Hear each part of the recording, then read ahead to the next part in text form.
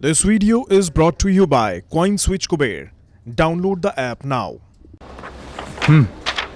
भाई साहब, बिटकॉइन में ट्रेड करना आखिर फ्लेक्सिबल कितना है? आपके पैसे हैं, जब चाहो आपके पास, जब आप चाहो बिटकॉइन में 24/7। कॉइनस्विच कुबेर डाउनलोड करो और बिटकॉइन में ट्रेड करो। Simple, credible, flexible. ट्रेड कर बेफिक्र। नमस्कार, बिज तक पर बिज अड्डा में आपका स्वागत है। बाजार में तेजी का जश्न चल रहा है। बाजार यानी शेयर बाजार। रिजर्व बैंक की सालाना रिपोर्ट और विदेशी बाजारों से आए संकेतों के बाद शुक्रवार को सेंसेक्स और निफ्टी दोनों ही उछाल के साथ बंद हुए। ये बाजार के जो एनालिस्ट हैं वो कह रहे हैं, उनके कमेंटेटर्स का कहना है कि ये दो वजह हैं जिनसे बाजार उछला है। हालांकि मेरे लिए ये समझना मुश्किल हो रहा है कि रिजर्व बैंक की रिपोर्ट में बाजार को खुश करने वाली कौन सी बात दिखाई पड़ी, क्योंकि ये रिपोर्ट तो खुलकर शेयर बाजार की तेजी पर सवाल उठा रही है। रिपोर्ट में शेयर बाजार के उतार चढ़ाव पर गहराई से रोशनी डाली गई है। इसमें कहा गया है कि भारत में शेयर बाजार रिकॉर्ड ऊंचाई पर है। जनवरी में सेंसेक्स ने 50,000 का स्तर पार किया और 15 फरवरी को यह 52,154 के नए शिखर पर पहुंचा।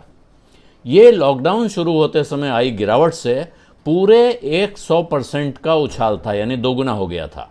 और पिछले वित्त वर्ष के मुकाबले देखें तो यह 68% की तेजी थी। लेकिन अगर आप समझ रहे हैं कि बैंक इस तेजी से खुश है तो यह सही नहीं है, क्योंकि रिजर्व बैंक ने साफ लिखा है इस रिपोर्ट में कि जिस वक्त जीडीपी करीब 8% सिकुड़ चुकी है, उस समय बाजार में ऐसी तेजी साफ साफ एक बबल यानी बनावटी तेजी का खतरा दिखाती है। बबल यानी साबुन का बुलबुला जो कभी भी फट सकता है। आप सब ने साबुन के बुलबुले बनाए होंगे। हम सब में शौक होता है कि इस बुलबुले को बड़े से बड़ा किया जाए। वो बड़ा होते होते एक समय अचानक फटता है और उसके बाद वहां कुछ नहीं बचता है।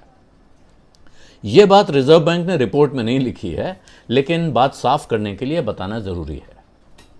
दरअसल रिजर्व बैंक की इस रिपोर्ट में एक बॉक्स आइटम है। बॉक्स आइटम आपने अखबारों में देखा होगा, खबर छपी होती है, साथ में एक डब्बा बना होता है और उस डब्बे के अंदर कुछ लिखा होता है। ऐसा ही कुछ किताबों में, बड़ी रिपोर्ट्स में भी आप देखते होंगे। तो इस रिपोर्ट में एक बॉक्स आइटम है जिसका शीर्षक है, जिसकी हेडिंग है, is the bubble in the stock market rational, यानी क्या शेयर बाजार में बन रहा बुलबुला तार्किक है, यानी जो बुलबुला बाजार में है इसके कोई खास वजह, ठोस वजह मौजूद है या नहीं है।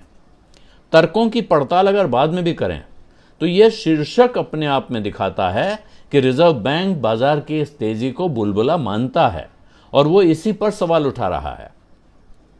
रिपोर्ट कहती है कि शेयर बाजार के सूचकांकों यानी इंडेक्स की तेजी मुख्य रूप से देशी विदेशी निवेशकों की तरफ से आ रही बड़ी रकम की वजह से ही है।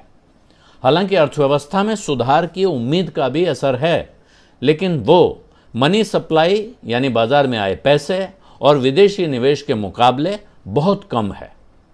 इस आकलन का एक मतलब यह भी है कि न सिर्फ अमेरिका और यूरोप से, बल्कि खुद भारत सरकार ने इकोनॉमी को रफ्तार देने के लिए जो कुछ रकम भारत में खर्च की है, उसका भी एक अच्छा खासा पैसा अच्छा खासा हिस्सा घूम फिर कर बाजार में पहुंच गया है।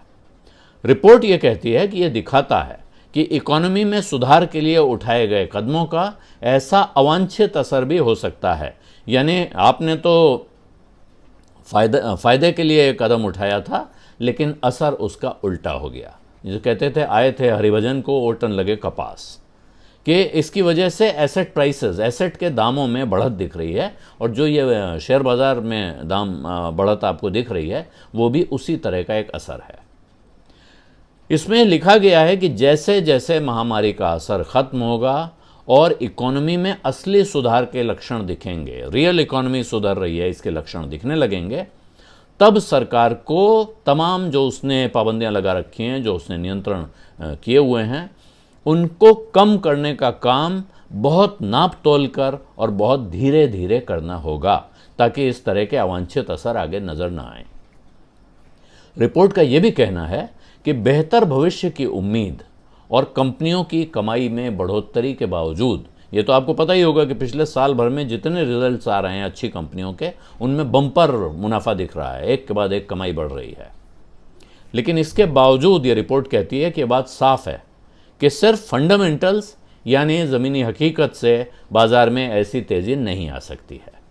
दाम और कमाई के अनुपात यानी प्राइस अर्निंग रेशियो और डिविडेंड यील्ड के आंकड़े भी इसी बात का इशारा करते हैं कि बाज़ार महंगा है, यानी शेयरों के भाव ज़रूरत से ज़्यादा हैं।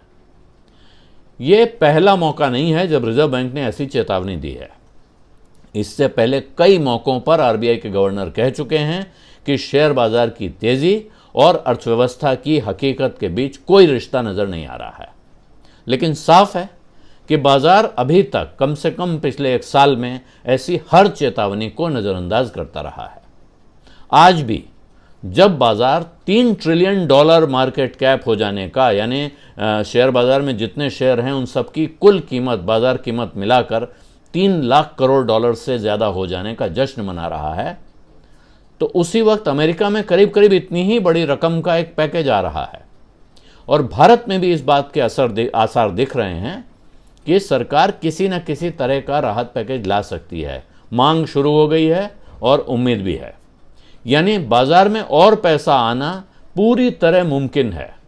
तो फिर ऐसे में रिजर्व बैंक की इस चेतावनी से तेजी के खिलाड़ियों के कानों पे कोई जूं रेंगेगी, ये कहना बहुत मुश्किल है।